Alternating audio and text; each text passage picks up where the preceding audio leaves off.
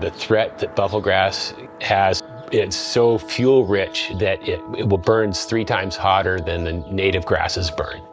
And it just, if you look on the backside of A Mountain, you'll see the saguaros that have just been maimed, and everything else, a lot of the stuff is gone, and the saguaros are on their way out because of fires from the shooting off on the 4th of July, starting in the Buffelgrass. Devastation and frustration. The fires in Australia were largely fueled by Buffelgrass.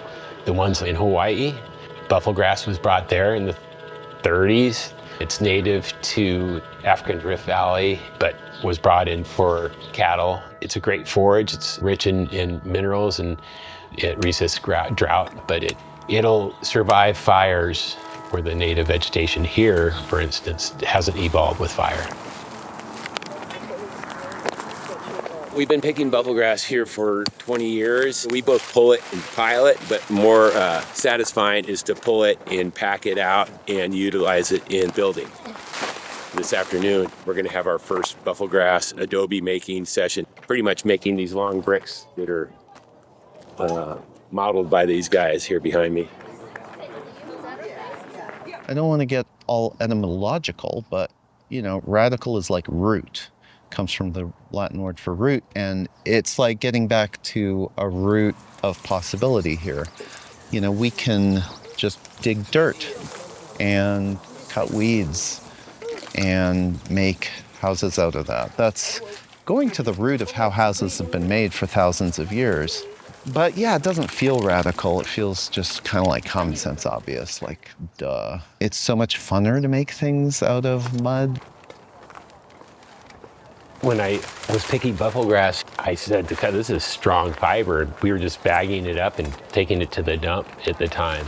And I wanted to build a little casita for my mother-in-law. And so I kind of developed that technique with the Buffelgrass. I first experimented over there with the ornal. You can see at the top it's kind of eroded away. But what's nice about the Buffelgrass is that the first layer of Adobe is eroded off with the rain. The fibers tend to protect it after a while. And it's very, very strong. Tried to do that to most Adobe bricks and they wouldn't hold at all. Adobe has been used for thousands of years along the Santa Cruz.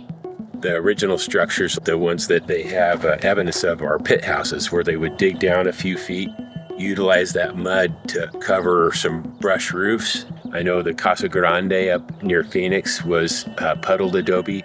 Instead of making bricks, they just took the adobe and put it in place and let it dry in place.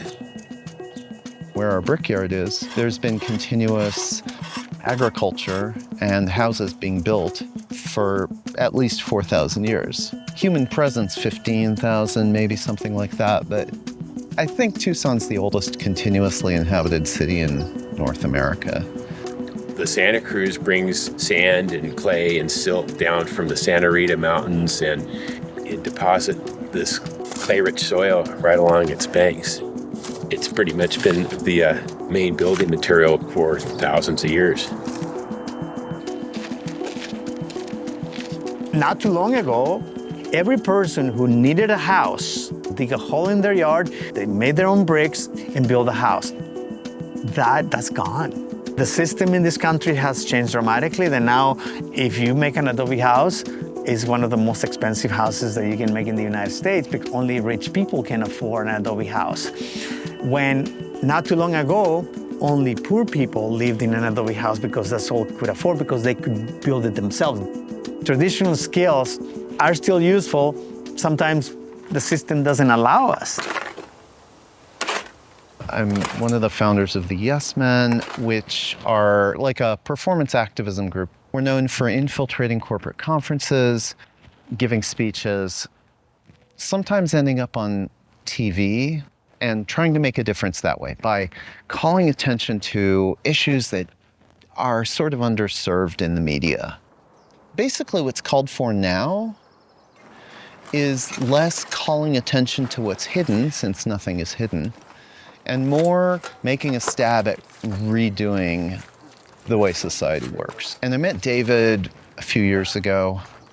He told me his idea for for alleviating homelessness through this scourge of Buffelgrass. And it just clicked for me like, this is the best idea I've ever heard. In our discussions in the past we had was, oh, wouldn't it be great to have a place, a brickyard, to make bricks, and everybody can participate, and when you get enough bricks, you can build a structure. If you want to build one, and you don't want to pay for a contractor, or you don't want to do it yourself, we'll help you do it. We'll make it very cheap. In exchange, the homeowner will sign a contract with the city to house an unhoused person or family for 2 to 5 years for rent from the city. That's one of the models we're looking at for how this can actually alleviate houselessness.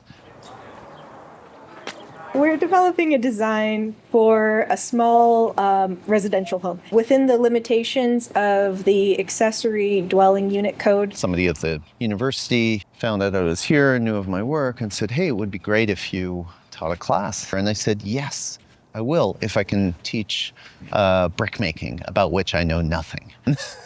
I started fooling around with this Buffelgrass and realizing I could chop it up and make cob with it. An opportunity to work with actual architects and architecture students and people with a lot of design experience seemed like too good to be true. Like, that's what we need to make this a reality. We have this brickyard where we're making bricks. It's fun work, and there's community and food and conversation and a horse, a lovely horse who hangs out there. It's a model for what could be in the future. The only things I bring to this are a habit of thinking strategically about how a small action can translate into big change. In this entire domain of housing, we can do things completely differently, period. And if we can do that in housing, why can't we do it in every other domain? And we can. It's going back to simplicity.